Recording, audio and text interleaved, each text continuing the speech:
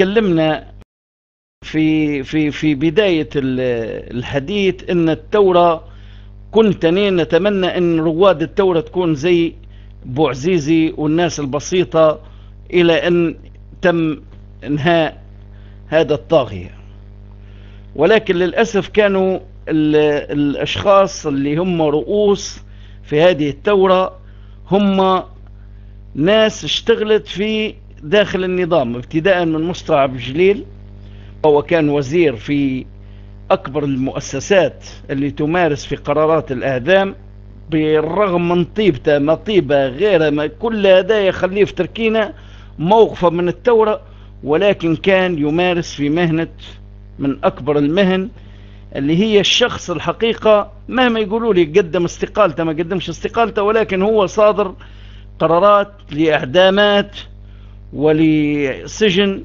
بالمؤبد لأشخاص. فلذلك أنا نشوف أن الروس اللي كانت في هذه الثورة هو الخلل الرئيسي، وهو الآن احنا اللي نعانوا فيه، لأن هذه الأشخاص نأكد لكم تأكيد أن هم كانوا بايعين البلد عن طريق قوة أجنبية باش ينهوا هذه الطاغية. والحقيقة رغم أن هي يعني مهما كانت الأسباب للناس اللي عندها معاناة من الظلم وغيره وكذا، فالهدف واحد يعني، ولكن لازم الآن أن يصحوا الثوار الحقيقيين واللي يعانوا في السجون واللي عندهم الشهداء هم اللي يحسوا بمعاناتهم الآن. يعني لما نجي نشوف مثلا مصطفى عبد الجليل، علي العيساوي، عبد الحفيظ غوغا، يعني كل محاط بهذه الثورة كانوا أشخاص بالرغم من اللي طلعوا ناس الآن ممكن ما فيش واحد يعرفهم، اللي تلوحوا في الشوارع ورتموه بالرصاص وغيره وغيره وغيره وغيره. وابتدينا ان الفساد، كنت نحلل في موضوع ممكن انتوا تكلمتوا شنو اسبابه وغيره وكذا، قلت لكم ان في السابق كانت طاغية. نجيب لكم سلسلة وتاريخ جهاز ديوان المحاسبة، أنا طبعا فيه كجهاز رقابي لمدة 20 سنة، ومن بداية العمل فيه وحنا نتطاحن مع الوكلاء ومدراء الإدارات اللي موجودين في هذا الجهاز، وللأسف الشديد اللي فيه منهم للآن مستمرين، بالرغم أن هم أداة من أدوات الفساد الكبيرة يعني في الجهاز هذا. المشكلة الكبيرة ان جهاز التفتيش زي ما حكيت لكم انه كان يشتغل ليس لعملية الإصلاح، ولكن يستخدم فيه الطاغية لعملية جمع ملفات. هذه الحقيقة اللي ما يعرفهاش انه هو كان يستخدم لجمع ملفات على شخصيات معينة داخل الدولة واللي ماسكين مناصب، وبحيث انه يضغط عليه امتى ما يبي، ويقدر يسجنه اقدر ما يبي، ويقدر يسلب له املاكه امتى ما يبي. وخير دليل القضية اللي صارت متاع المصارف والقروض متاع الصديق الكبير ومصطفى جبريل ومحمد الأحمر. هذه القضية كانت تغطية لقضية 700 مليون متاع بنغازي اللي فيها عمر الشيخي وفيها السيد محمد هذا بيت المال اللي كان وزير المالية، اللي كان الكاتب متاعه اللي هو بن غربية، اللي الآن للأسف الشديد هو على راس ديوان المحاسبة. فكانت في سنة 2003 للأسف الشديد كان ماسك جهاز ديوان الجهاز الصوت فيه ولا يعني راهو مش عارف، حس ان المايك مش كويس ولا في صوت. فكان في ذلك الوقت في سنة 2003 كانت فساد بشكل فظيع جدا داخل الجهاز وخارج الجهاز، وكان اللي ماسك الجهاز هو واحد اسمه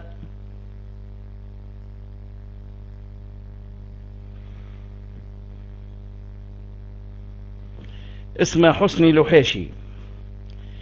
فكان حسني لوحيشي وفق احنا ما نطلعوا على بعض الاشياء والاجراءات، يعني تحرك في القضية لروس معينة بدأ يشتغل الجهاز.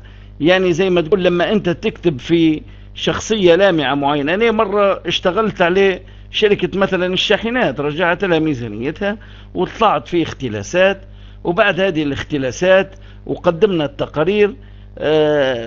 طبعا شعبان الطربان هذا اخوه اللي كان قنصل في ألمانيا، هذا من احد الركائز، هو من سوق الجمعة، من اللجان الثورية. فلما قدمنا كنت متوقع، رغم انه جابوه للتحقيق وغيره وكذا، بعد ما انهدت القضية اول مؤتمر شعبي العام نتفاجأ بان شعبان الطربان هو المفتش العام للصناعة باللجنة الشعبية العامة لجهاز التفتيش والرقابة الشعبية. يعني فعلا لما تسمعوا في الشارع ان راهو اللي يسرق هذه تعتبر في عهد الطاغية هي شهادة، يعني بحكم شهادة دكتوراه، هذا راهو شيء واقع ما فيش كلام يعني. ولكن في نفس الوقت عنده هو وسياسته هو وإدارته هو، كان لما ياخذ الملف يحطه هو في منصب صح، ويحطه مفتش عام، وممكن يحطه وزير، ولكن شاهد عليه ملف اللي كتبه فلان وفلان، الناس البسطاء اللي هي موجودة والناس النزيهة اللي موجودة داخل الجهاز. لأن بكل تأكيد أي مكان مهما كان في مستنشر الفساد، في ناس دائما بيكونوا ضوء وشموع في هذه الجهات، ان هم ناس حليلية بكل ما تحمل الكلمة من معنى، سواء كان في يمات الطاغية او غير يمات الطاغية، لان الحرام حرام والحلال حلال في اي وقت كان.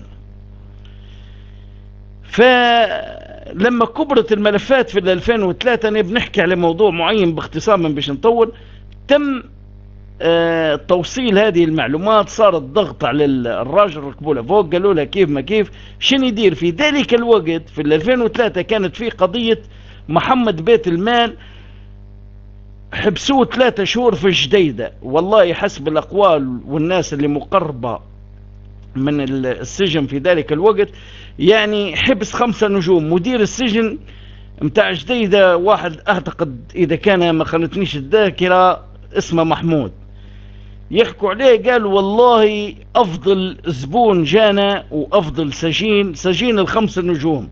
حطوا له حجرة محمد بيت المال، ما هوش استاذ، هو سارق هذا من منصب لمنصب يا أخي. هذا السبب هو كان من الخزانة. وقضية 700 مليون ليش شندار لما بعد ما طلعت القضية اللي فيها عمر الشيخي، أي واحد من بنغازي أكيد يعرف حاجة اسمها عمر الشيخي اللي كان ماسك خزانة بنغازي، مسحوها في عمر الشيخي حبسوه، وبيت المال حبسوه 3 شهور في جديدة في 5 ستار، داروا له حجرة بمكيفة بستلايت بواحد بكذا باي، ومن رفاقه الله يفتح عليك. فلما نحط السيد هذا بيت المال، هي صورة زي ما القعود متاع الزراعة سجن وداروا له في الجريدة وطلعوا لنا هو متهم، وحطه في أكبر مكان متاع سرقة وهو النهر الصناعي، الطبوات اللي كلفتنا مليارات، بالرغم أن كتبوا عليه الأشراف من من جهاز التفتيش في الإدارة الفنية، لأن عندنا مهندسين يعني يشهد لهم بالشرف. وراو اسمع الكلام اللي يقول لي اللي اشتغل وما اشتغل، راو حتى في عهد، بل بالعكس اللي اشتغل في عهد الطاغية بالحلال واشتغل بما يرضي الله هو هذا الشخص الشريف اللي ممكن نتعول عليه حتى في المرحلة القادمة. لأن اللي مخنبش في عهد الطاغية هذا يعني يعرف الله بالضبط. يعني لا يمكن ان احنا تو حتى نقولوا عزل سياسي، رد بالنا ان احنا نظلموا الاشراف. لابد لما يتقدموا شخص مثلا حتى ولو كان اشتغل بالنظام، اذا لم يتم الاثبات بالدلائل والبراهين والمستندات، حتى ولو كان ماسك منصب معين، لكن اعطينا تاريخ. انت لما تقول لي سين صاد كان يشتغل تقول لي والله ممتاز، ما نصدقكش نقول تقولها لي كلمة. امتى نعرف انه ممتاز ولا من غير ممتاز؟ لما نفحص المستندات متاعه، ومن خلال الاجراءات والتهميشات اللي موجودة عليه، رسائله والشيء اللي هو عمله، هو ذاك التاو انك انت تقول هذا ممتاز ولا غير ممتاز. المهم نرجع لكلامي، ان بعض المهندسين اعطوا تقارير، وهذه التقارير اللي نحت ونطرت السيد محمود بادي اللي للأسف الشديد كان رجل في السنة ومن الأخوان في جامعة قار يونس في كلية الاقتصاد، استدرج إلى أن أصبح استدرجوه للسلطة باش يطلعوه وبدأ يقول القائد مقايد، وحطوه على راس جهاز التفتيش والرقابة. قعد 2 يمشوا. هو كان عنده الحقيقة ما نقدرش نطعم في دمته، وكان عنده نوع من يبي يقدم شيء ملموس ما يعرفش السياسة. لما قدم تقرير على النهر الصناعي انه هو وفق المصاريف والمبالغ اللي قدموه طبعا الاشراف والناس اللي كانوا يشتغلوا في الجهاز، ان هذا المشروع التكلفة متاعه الكوست متاعه ما يضاهيش المقابل. يعني انت شن بتدير بيه زراعة ممكن التحلية وغيرها وغيرها وغيرها عدة اساليب اخرى ممكن تكون افضل واجدر انه هو يحققها. فلما قدمها الزناتي تعرفوا قريب لوح عليه التقرير اللي جايبه متاع الرقابة محمود بادي ونطروه من الوزارة. فاللي بنحكي فيه في ذلك الوقت اللي هي صارت في 2003 في جهاز التفتيش تم تقسيمه تقسيم نهائي. تصوروا بسبب شني؟ بسبب القضية 700 مليون اللي محبوس فيها بيت المال. 700 مليون لأن بيت المال ما يقدرش يضر الطاغية. ليش؟ لأن يعرف ما واحد شاد الخزنة كان أمين اللجنة الشعبية للخزانة، يعني كافة الاختلاسات اللي في السفارات بتكون عند الأمين الخزانة اللي هو المراقبين الماليين، وكافة التحويلات وما يرصد من ميزانيات وميزان المدفوعات وكل ما موجود في عبء الدولة في طرف بيت المال. وللأسف الشديد إذا كان احنا في ثورة راو استدعى الرجل هذا واحد من الشخصيات اللي كان يفترض انه هو يتحفظوا عليه حتى للاطلاع على بعض الأمور الهامة جدا، لأن هذا سلسلة من الحلقات اللي شدت أخطر الأماكن. والوكلاء كذلك اللي هم ما يسموا بالكتاب العامون في العهد السابق. فلما صارت العملية هي شن تصوروا؟ شوف المفاجأة اللي صارت لنا احنا كناس موظفين. راجل سارق في قضية 700 مليون كانوا يحققوا معاه أعضاء من جهاز الديوان ومن جهاز الرقابة، نتفاجأ بأن يصدر قرار من مؤتمر الشعبي العام بفصل جهاز التفتيش والرقابة الإدارية، وسمي جهاز الرقابة المالية والفنية برئاسة من يا سادة؟ برئاسة محمد بيت المال اللي هو سجين في القضية متاع 700 مليون. يطلع من السجن دول اضحك، يعني شيء غريب، يعني شر البلية فعلا ما يضحك. فطلعوه على اساس انه هو تصور لما جالي جهاز الرقابة المالية وانا كنت احدى اعضاء، تصور المدراء الادارات اللي كانوا ماسكين في الجهاز لما يقابل فيهم، طبعا هو المكان خدوه مقر وين ما كان فيه النقل البحري في عمارة الظهرة في وسط البلاد، عمارة جهاز المراجعة المالية الله يفتح عليك. تعرفوا يتلفت للبحر هو في الدور 8 ويتلفت على كرسي للبحر وبالهزوة على المدراء ياكل في الفستك، وحتى التلفيت وجه ما يبيش يشبح لهم. عطل جهاز المراجعة المالية والفنية في ذلك الوقت برأس 6 شهور. والله واحد من الملفات متاع مسعود عبد الحفيظ اختلاسات في سبها بالملايين، لما نزلوه للتحقيق استعانوا ببعض الماليين وبعض المحققين لما جو يفحصوا في بعض المستندات. دورة قام التلفون طلب الملف، هو هذا السيد بيت المال، فالملف خديه رقم قضية وهو طلبه. من ذلك الوقت نلقى فيه الراجل ما نبيش نذكر اسمه اللي موجود في التحقيق، نقول له شن صار في الملف؟ يقول لي طار معاش ولا لا بك ركب فوق لبيت المال معاش نزل لوط الملف. تسكر الموضوع، ملايين فسطة بقصاصات ورق مصروفة من المراقب المالي الموجود في سبها، والموضوع يتعلق بمسعود عبد الحفيظ بتلفون منه انهى الموضوع، لانه هو اصلا جايبينه راجل. شوف الخبط الاداري والسياسة اللي كانت يتبع فيها الطاغية في فساد الذمم وفي فساد الأجهزة. يا جماعة الخير، ما تلوموش على الموظفين البسطاء اللي يشوفوا في الهم والغم في سياسة دولة مبنية أصلا على الفساد. يعني لما تجيب لي واحد مختلس وعارفين انه متهم وسجن ودون صدور اي براءة ولا نعرفوه انه هو بريء ولا من عدمه، وكان قبل اسبوعين يحقق معاه في نفس الجهاز، تحط عليه راس الهرم. يعني شوف انت نفسك شن بيصير لك من احباط ومن قلة اهتمام ومن عدم فحص دقيق. بل بالعكس، الناس النزيهة اللي عندها حقيرية لما فهموا سياسة الدولة لقوا نفسهم كأنه زي الكواش يحرق في خبزة ويعجن ويطلع تقرير نظيف، بعدين الوكيل يعطيه مدير الإدارة العامة يستفيد بتعيينات وغيره وكذا، يركب للوكيل يستفيد حتى هو بالعلاقة، يوصل للأمين يمص لما موجود، وكان الله يبقى الله. وانت كعضو من المراجعين ولا غيره وكذا يسلبوك زي ما تقول يجبدوك دم ولحم ويرموك عظم، وانت تكون سبب اخي من الاسباب. لما بتطلع اختلاس تبدأ سبب من الاسباب في تقاضي الرشاوي للكلاب اللي موجودين فوق منك وللناس اللي اصلا مش اهل ان هي تكون حتى مسؤولة عليك يعني. فعملية الفصل هذه سببت كارثة. فصل عملية جهاز الديواني لمراه حتى هي اخفاء مستندات كبيرة في ذلك الوقت على ناس كانوا روس في الدولة كتبوا عليهم اشخاص، وكان في حراك في ذلك الوقت ان لجان وما لجان، وطلعت اختلاسات عدة. وصلت الدول ان كيف هاد بيكتبوا على فلان وعبد الحميد زيدان، وعبد الحميد هذا متاع شن اسمه متاع الورق والطباعة بيزان، واحد من الناس والشخصيات حتى هم اللي عنده ملف كلهم داروا لهم ملف.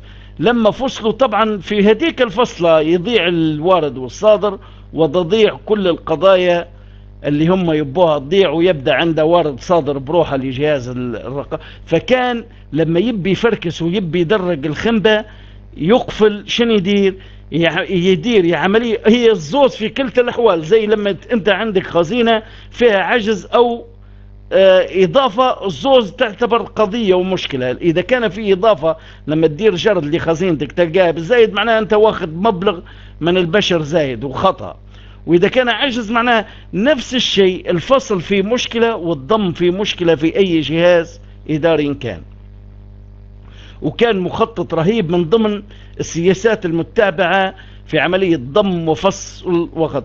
فلما جاء المكتب التنفيذي دناجرة السيد متاعهم الطاغية وعلى راسهم للأسف انه هو السيد هذا محمود، طبعا خبير في الخبط الإداري والاستشارات الإدارية والمالية ولباقة وتنقية الكلمات ووضعها في محلها وغراء الشباب والأسلوب المنمق اللي هو يجذب، وانك انت لما تسمع تعيش في حلم غير عادي. لانه هو تخصص الاستشارات ودراسات الجدوى، وممكن يعطيك دراسة جدوى خيالية ومن الداخل فيها هبكة غير عادية معش تطلع منها طول حياتك.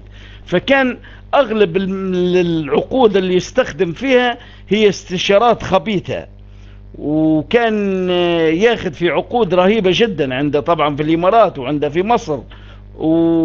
والراجل هداي أنا نشوف فيه باعتباره أنه هو كان على رأس هرم المكتب التنفيذي، هو اللي أصدر قرار بضم في المجلس الوطني الانتقالي بداية التحرير، يصدروا قرار بضم جهاز التفتيش والرقابة الشعبية اللي فيه من البلاوي اللي شاداته مجرمة.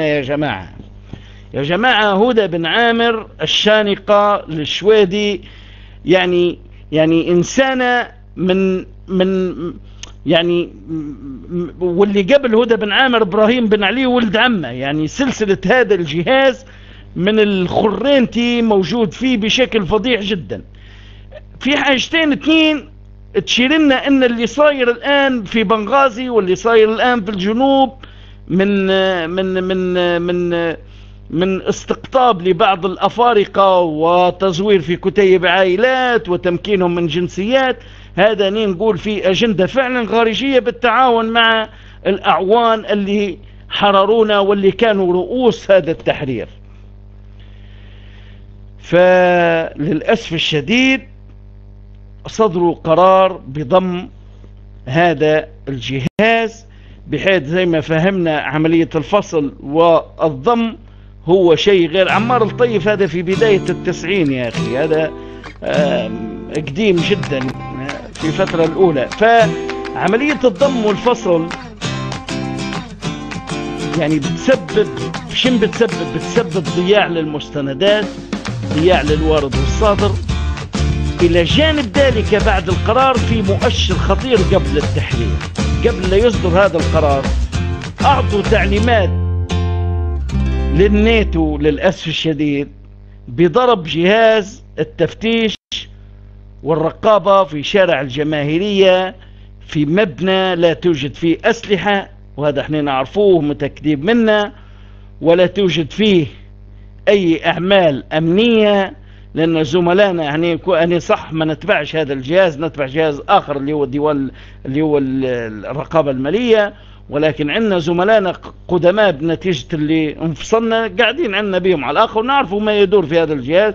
ما فيش شيء إلا المستندات الخطيرة اللي من ضمنها الشخصيات اللي كانوا ماسكين في المكتب التنفيذي باش ينظفوا روحهم، ضربوا هذا الجهاز بصاروخ، الله أعلم من أعطى هذه التعليمات. وبعد ما ضربوا صاروخ داروا عملية الضم. لما بيصير الضم مع الصاروخ ومع خنبة الملفات ما عاش فيه وارد وما عاش فيه صادر، وجابوا لكم 13 نفر هيئة النزاهة والواحد يلعبوا بهم كما يشاء. هيئة النزاهة والله العظيم هيئة لا توجد لديها البيانات الموجودة لدى الجهاز سواء الرقابة المالية أو جهاز التفتيش والرقابة الشعبية. لأن مهما كان زي ما تفهمنا إن في عهد الطاغية كانوا يخلوك تكتب على كل الجهات اللي عنده ضمير، وفي ناس أشراف موجودين كتير في هذه الأجهزة الاثنين كانوا يكتبوا على المسؤولين، وقل ما فيه كانوا يكتبوا على الأموال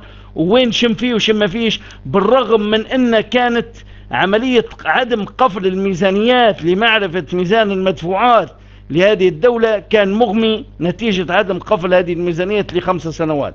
يعني احنا في 2010 تلقى سنة 2005 ما زال ما قفلتش، باش انت ديما تكون مغيب على اخر الاحداثيات لهذه الدولة وايراداتها من نفط وغيره. لا يعرفها جهاز واحد، يعرفها ذاك في مكتب المعتصم ولا في مكتب سيف. هذه الميزانيات تعطى لهم هم فقط، لا تعطى لجهاز تفتيش ولا جهاز رقابة ولا كرنكاطي.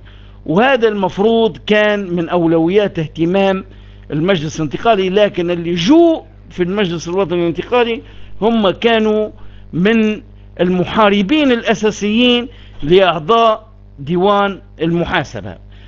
للأسف بعد ما كلفوا السيد إبراهيم كلفوا به رجل مع احترامي الشديد ليه، انه هو رجل فعلا نقول انه هو محترم، ولكن لا يوجد لديه اي خبرة عملية.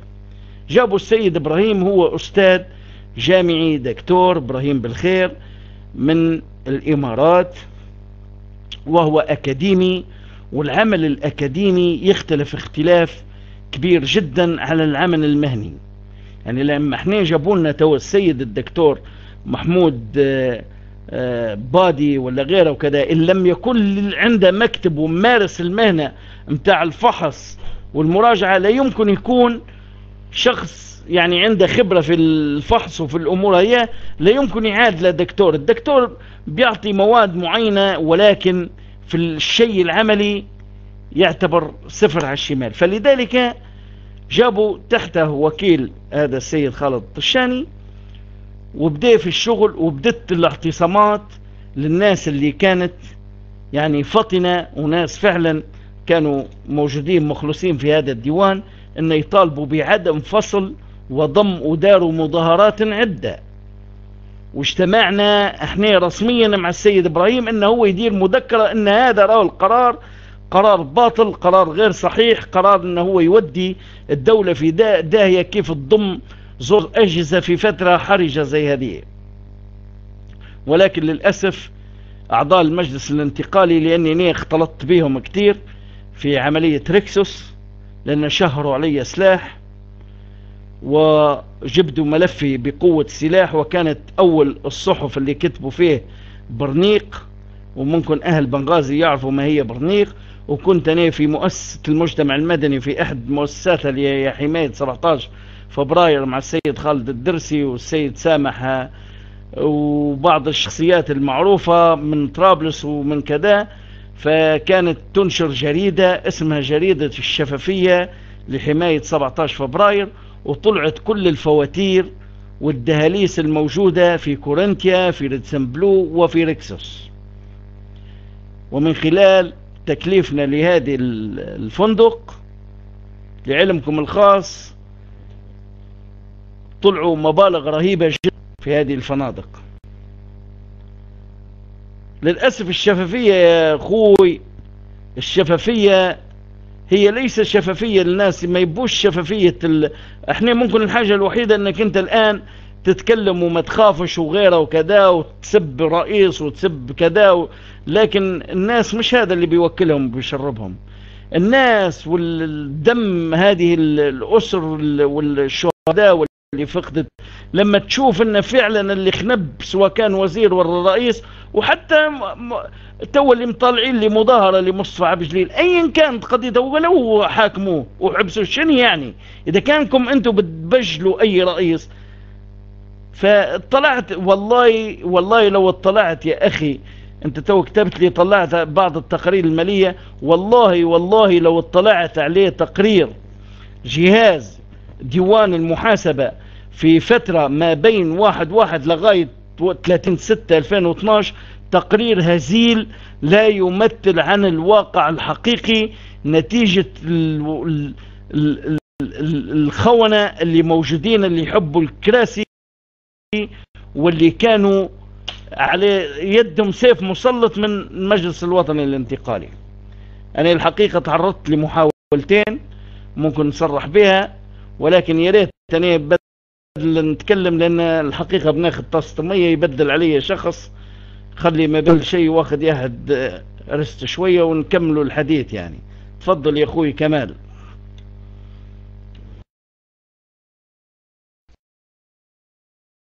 تلقاه في